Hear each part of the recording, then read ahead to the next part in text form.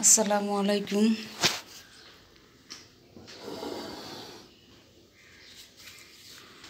তোমাদের সাথে আজকে স্ট্র্যাটেজিক ম্যানেজমেন্ট কোর্সের স্ট্র্যাটেজি ইমপ্লিমেন্টেশন চ্যাপ্টারে কিছু টপিকস নিয়ে আলোচনা করব।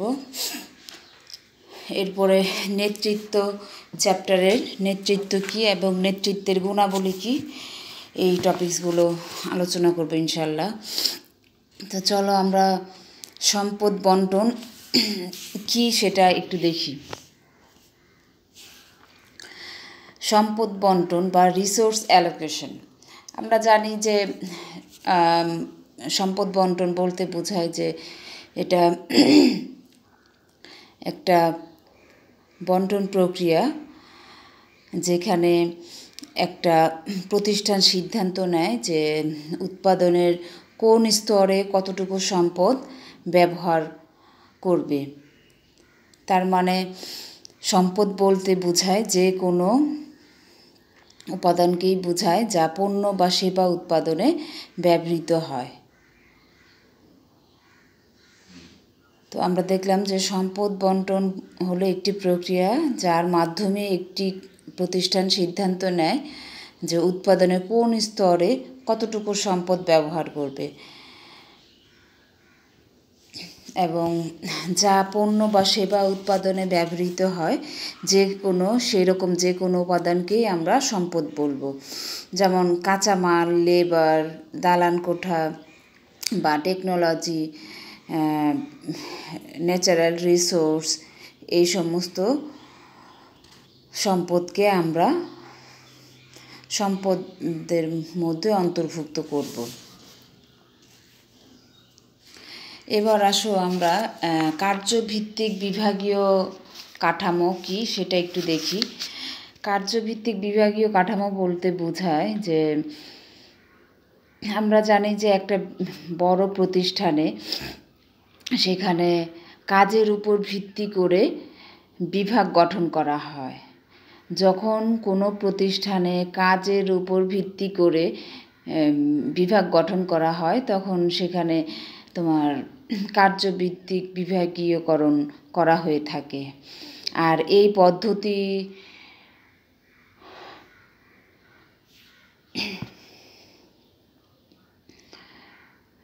পদ্ধতির বা এই বিভাগীয় কাঠামোর সুপারিশ করেন এফ.ডব্লিউ. টেলর, যার নাম তোমরা আগেই শুনেছ ম্যানেজমেন্টে, যে এফ.ডব্লিউ. টেলর বৃহদায়তন প্রতিষ্ঠানে, উৎপাদনমুখী প্রতিষ্ঠানে কার্যভিত্তিক বিভাগীয় কাঠামো পদ্ধতি অবলম্বনের সুপারিশ করেন। এখানে প্রতিষ্ঠানের কাজের সমজাতীয়তার ভিত্তিতে বিভাগ তৈরি করা হয় বলে একে কার্যভিত্তিক বিভাগীয় সংগঠন বলে। তো এই কার্যভিত্তিক বিভাগীয়করণের কিছু সুবিধা আছে, সেগুলো আমরা একটু দেখি। একটা হলো যে পেশাগত বিশেষায়নের সুযোগ সৃষ্টি হয়। যেমন যেহেতু সমজাতীয়তার ভিত্তিতে বিভাগ তৈরি হয় তাই এখানে পেশাগত বিশেষায়নের স্কোপ থাকে। যেমন এক একজনকে দক্ষতার ভিত্তিতে বা পারফরমেন্সের ভিত্তিতে যখন কাজগুলো বুঝিয়ে দেওয়া হয় এক এক বিভাগে, তখন তাদের মধ্যে পেশাগত বিশেষায়নের সৃষ্টি হয় বা বিশেষজ্ঞের সৃষ্টি হয়। বিভিন্ন বিভাগের মধ্যে সমন্বয় সাধন সহজ হয়, কারণ বিভিন্ন বিভাগ এখানে ইনভলভ থাকে। তাদের কাজগুলো যার কাজগুলো সঠিকভাবে সম্পন্ন করে খুব সহজেই এই জন্য এটা পরিচালনা করা যায় এবং প্রতিষ্ঠানের প্রতিযোগিতা সক্ষমতা বেড়ে যায়। পণ্যভিত্তিক বিভাগীয় কাঠামো, যে সকল প্রতিষ্ঠানে বহুমুখী পণ্য তৈরি ও বিক্রি করা হয় সেখানে এক এক ধরনের পণ্যের জন্য আলাদা আলাদা বিভাগ সৃষ্টি করা হয়। যেমন স্বায়ত্তশাসিত পণ্য বহুমুখী, এখানে আমরা বলতে পারি যে এই বিভাগীয় কাঠামোর একটা উদাহরণ হলো যে আমাদের দেশে স্কয়ার আছে, বেক্সিমকো আছে, তারপরে আরও অনেক প্রতিষ্ঠান আছে যে যারা ইউনিলিভার আছে। তো যে সকল প্রতিষ্ঠান বহুমুখী পণ্য তৈরি ও বিক্রি করে সেখানে এক এক ধরনের পণ্যের জন্য আলাদা আলাদা বিভাগ তৈরি করে। যেমন আমরা যদি স্কয়ারের কথা বলি, যে এদের ফার্মাসিউটিক্যালস ইন্ডাস্ট্রি আছে, এদের টয়লেট্রিস ইন্ডাস্ট্রি আছে, এদের কনজিউমার অ্যান্ড বেভারেজ এই ভোগ্য পণ্যের জন্য আলাদা বিভাগ আছে। তো আলাদা আলাদা পণ্যের জন্য আলাদা আলাদা বিভাগ তৈরি করা। এর সুবিধাগুলো কি? সুবিধা হলো স্বায়ত্তশাসিত মুনাফা কেন্দ্র হিসাবে কাজ করে, পরিবর্তিত পরিবেশে সহজেই তারা সাড়া দিতে পারে, এটা অনেক বেশি নমনীয় এবং ভোক্তার প্রয়োজনে গুরুত্ব দেওয়া হয়, দক্ষ ব্যবস্থাপকরা নিযুক্ত হয়। এরপরে আমরা দেখি যে ভোক্তা ভিত্তিক বিভাগীয় কাঠামো। ক্রেতার প্রকৃতি, আয়, ব্যয়, সামাজিক অবস্থা, বিশ্বাস ইত্যাদি বিবেচনায় যে বিভাগীয়করণ করা হয় তাকে ক্রেতা ভিত্তিক বিভাগীয়করণ বলে। এর ভিত্তি হলো ক্রেতাদের সংখ্যা এবং তাদের চাহিদা। ক্রেতাদের মনোযোগ আকর্ষণ করা যায়, ক্রেতাদের সন্তুষ্টি প্রদান করা যায়। প্রত্যেক বিভাগের কর্মীরা নির্দিষ্ট শ্রেণীর ক্রেতার রুচি, পছন্দ, অপছন্দ, অভিযোগ জেনে সে অনুসারে পণ্য বা সেবা সরবরাহ করতে পারে এবং বাজার গবেষণা এখানে সহজ হয়। এরপরে আসো ম্যাট্রিক্স কাঠামো। ম্যাট্রিক্স কাঠামো হলো যখন একই সংগঠন কাঠামোতে কার্যভিত্তিক এবং দ্রব্যভিত্তিক এই দুই ধরনের বিভাগীয়করণের সংমিশ্রণ করা হয়, তখন তাকে আমরা ম্যাট্রিক্স সংগঠন বলবো। আমি আবারও বলছি যে যখন একই সংগঠন কাঠামোতে কার্যভিত্তিক ও দ্রব্যভিত্তিক এই দুই ধরনের বিভাগীয়করণের সংমিশ্রণ করা হয়, তখন তাকে ম্যাট্রিক্স সংগঠন বলি। অধ্যাপক এম এ মান্নান স্যার বলেছেন যে প্রতিষ্ঠানে বিদ্যমান কার্যভিত্তিক সাংগঠনিক কাঠামোর উপর দ্রব্যভিত্তিক কাঠামো অভিস্থাপনের মাধ্যমে ম্যাট্রিক্স সংগঠন কাঠামো তৈরি করা, অধিস্থাপন করার মাধ্যমে ম্যাট্রিক্স সংগঠন কাঠামো তৈরি করা হয়। এর সুবিধাসমূহ কি? এই সুবিধাগুলো হলো যখন প্রত্যেক পণ্য ও বাজার ব্যবস্থাপনার কাছ থেকে যথাযথ মনোযোগ পাওয়ার বিষয়টি তখন নিশ্চিত করা যায়। অবাধ তথ্য প্রবাহ বজায় রাখতে ব্যবস্থাপক ও অন্যান্য কর্মীদের কর্মসামর্থ্য বৃদ্ধির জন্য কার্যভিত্তিক ও দ্রব্যভিত্তিক সংগঠনের সুবিধাগুলোকে কাজে লাগায়। সাধারণ ব্যবস্থাপকদের প্রশিক্ষণ গ্রহণের ক্ষেত্র তৈরি করে। এই ম্যাট্রিক্স সংগঠন কাঠামোর ক্ষেত্র কোনগুলো? নির্মাণ শিল্প, তারপরে মহাশূন্যে প্রেরণযোগ্য যান, যন্ত্রপাতি, স্যাটেলাইট, নতুন পণ্য বিপণনে বিজ্ঞাপন ক্ষেত্র, ইলেকট্রনিক ডাটা প্রসেসিং সিস্টেম, ব্যবস্থাপনা সংক্রান্ত পরামর্শদাতা প্রতিষ্ঠান। এবার আসো আমরা ম্যাককিনসে কাঠামোর কথা একটু দেখি, বা ম্যাককিনসের সপ্তম এস মতবাদ বা দর্শন। এখানে স্ট্র্যাটেজি বা কৌশল, তারপরে স্ট্রাকচার বা কাঠামো, স্টাইল বা তারপরে পদ্ধতি, সিস্টেম, কর্মী বাহিনী, স্টাফ, দক্ষতা, স্কিল, যৌথ মূল্যবোধ, শেয়ার্ড ভ্যালুস, এগুলো হলো ম্যাককিনসের 7S। সাম্প্রতিককালে জাপান ও মার্কিন যুক্তরাষ্ট্রে বিভিন্ন সংগঠনের সাফল্য ও ব্যর্থতার আলোকে ম্যাককিনসে অ্যান্ড কোম্পানিতে কিছু কয়েকজন ব্যবস্থাপনাবিদ 7S শীর্ষক ব্যবস্থাপনার তাত্ত্বিক কাঠামো উদ্ভাবন করেন। তাদের এই দুইটি বই, the art of Japanese management and in search of excellence, এই বইগুলো বহুল আলোচিত এবং বিক্রিত। দুইটি বই অনেক বিক্রি হয়েছে। যে তাদের দর্শন হলো যে স্ট্র্যাটেজি বা কৌশল, যেটা প্রতিযোগিতায় সুবিধা পাওয়ার জন্য লক্ষ্য নির্ধারণ করা পরস্পর সম্পর্কিত কার্যক্রমের সেটই হলো কৌশল। আগে কৌশল ঠিক করতে হবে, তারপরে হলো কাঠামো। কে কার কাছে দায়িত্ব বুঝে নেবে বা কে কার কাছে দায়িত্ব জবাবদিহিতা করবে এবং তা বিভক্ত করার সমন্বিত রূপই হলো সাংগঠনিক কাঠামো। এর মাধ্যমে দায়িত্ব ও ক্ষমতা সুনির্দিষ্ট করা হয় এবং বিভিন্ন ধাপে কার্য সম্পাদনের প্রক্রিয়াকে ভাগ করা হয়ে থাকে।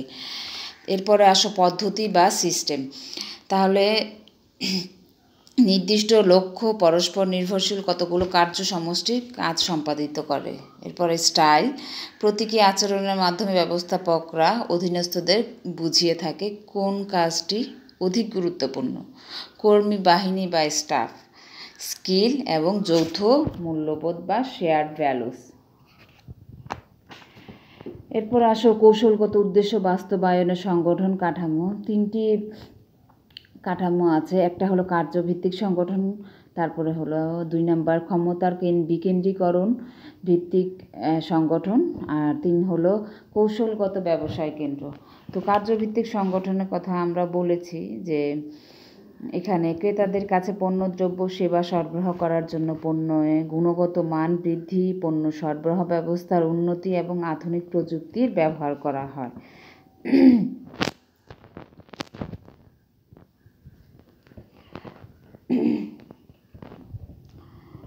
সংগঠনের দীর্ঘমেয়াদী উদ্দেশ্য অর্জনের জন্য কার্যভিত্তিক সংগঠন কাঠামো অধিক গুরুত্বপূর্ণ ভূমিকা পালন করে। যেমন বিভিন্ন, আমরা আগেই বলেছি যে কার্যভিত্তিক সংগঠন, যে সংগঠন কাঠামো নির্ধারণ করা হয়ে থাকে বিভিন্ন বিভাগে ভাগ করে, আর এখানে কাজের বৈশিষ্ট্যের উপর ভিত্তি করে সংগঠনের কৌশলগত কাঠামো নির্ধারণ করা হয়। তারপরে ক্ষমতার বিকেন্দ্রীকরণ ভিত্তিক সংগঠন। ক্ষমতার বিকেন্দ্রীকরণ ভিত্তিক সংগঠন বলতে এখানে আমরা আগে একটু বলে নেই যে হেনরি ফয়েল এক্ষেত্রে বলেছেন যে যখন কোনো প্রতিষ্ঠানে নিম্নস্তর কর্মীদের গুরুত্ব বৃদ্ধি পায় তখন বুঝতে হবে প্রতিষ্ঠানে কর্তৃত্বের বিকেন্দ্রীকরণ হয়েছে, কিংবা যখন কর্তৃত্ব অর্পণের মাত্রা কর্তৃত্ব সংরক্ষণের মাত্রা থেকে অধিক হয় তখন প্রতিষ্ঠানে কর্তৃত্বের বিকেন্দ্রীকরণ হয়েছে বলে ধরে নিতে হয়।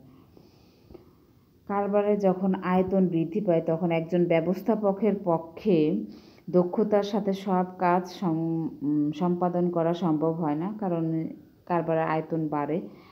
এর ফলে কর্তৃত্বের বিকেন্দ্রীকরণ করা প্রয়োজন। দক্ষ ব্যবস্থাপনার জন্য কর্তৃত্বের কেন্দ্রীকরণ ও বিকেন্দ্রীকরণের মধ্যে সুসামঞ্জস্য আনা প্রয়োজন। তার মানে প্রতিষ্ঠানের আয়তন যখন বাড়বে তখন কাজ ভাগ করে দিতে হবে এবং বিকেন্দ্রীকরণ করতে হবে। এটাই হলো বিকেন্দ্রীকরণ, যে সবাইকে কাজ বুঝিয়ে দেয়া। তারপরে কৌশলগত ব্যবসায় কেন্দ্র, এটা আমরা আগেও বলেছি যে সংগঠনের যেসব বিভাগের জন্য আলাদা ব্যবসায় কেন্দ্র হিসেবে সুনির্দিষ্ট পরিকল্পনা প্রণয়ন ও বাস্তবায়ন করা হয় সেসব ব্যবসায় কেন্দ্রকে আমরা কৌশলগত ব্যবসায় কেন্দ্র বলি। যেমন বাজারজাতকরণ বিভাগ, গবেষণা ও উন্নয়ন বিভাগ, হিউম্যান রিসোর্স ডেভেলপমেন্ট বিভাগ ইত্যাদি বিভাগের জন্য আলাদাভাবে কৌশল প্রণয়ন এবং বাস্তবায়ন করা হয়। এরপরে আসে আমরা একটু নেতৃত্বে যাই। নেতৃত্বে তোমরা জানো, তারপরে আমরা নেতৃত্ব একটু করি, টাচ করব আজকে নেতৃত্ব কী এবং নেতৃত্বের গুণাবলী সমূহ একটু দেখব। তো নেতৃত্ব বলতে যেটা বোঝায় আমরা কিপ ডেভিসের সংজ্ঞা দিয়ে একটু দেখি, যে নেতৃত্ব হলো উদ্দেশ্য অর্জনের জন্য অন্যান্য লোকদের স্বতঃস্ফূর্তভাবে উৎসাহিত ও সাহায্য করার প্রক্রিয়া।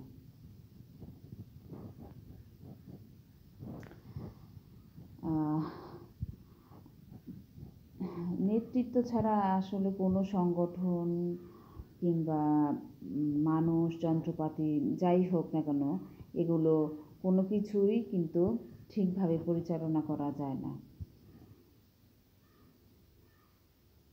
এই নেতা সংগঠনের কৌশল বাস্তবায়ন করার জন্য নেতৃত্ব দিয়ে থাকেন।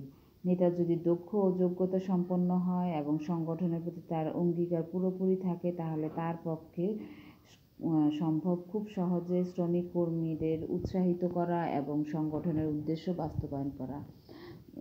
কিট ডেভিসের মতে আমরা দেখলাম যে নেতৃত্ব হলো উদ্দেশ্য অর্জনের জন্য অন্যান্য লোকদের স্বতঃস্ফূর্তভাবে উৎসাহিত এবং সাহায্য করার প্রক্রিয়া। ডক্টর হিশাম ইয়াহিয়া বলেন যে একজন সৎ নেতা হচ্ছেন তিনি যে নেতৃত্ব দেন কিন্তু নেতৃত্ব দেওয়ার জন্য নেতিবাচক নৈপুণ্য প্রয়োগ করেন না।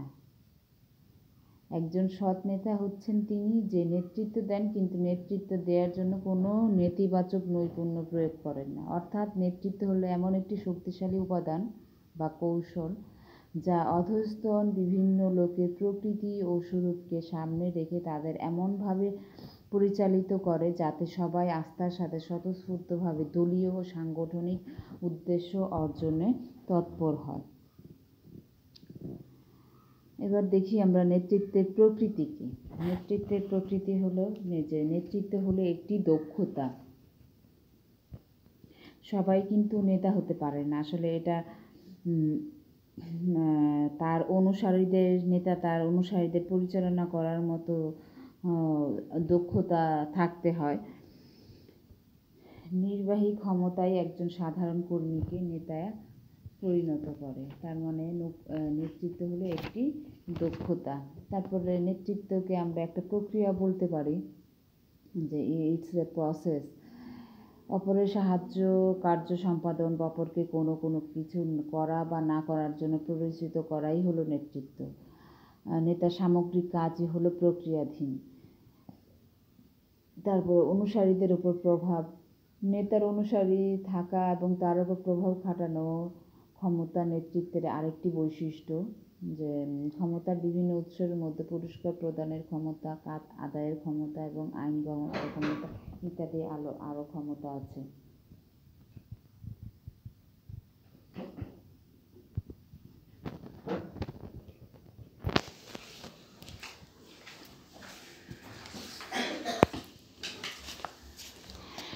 তারপরে আন্তঃব্যক্তিক সম্পর্কের প্রক্রিয়া।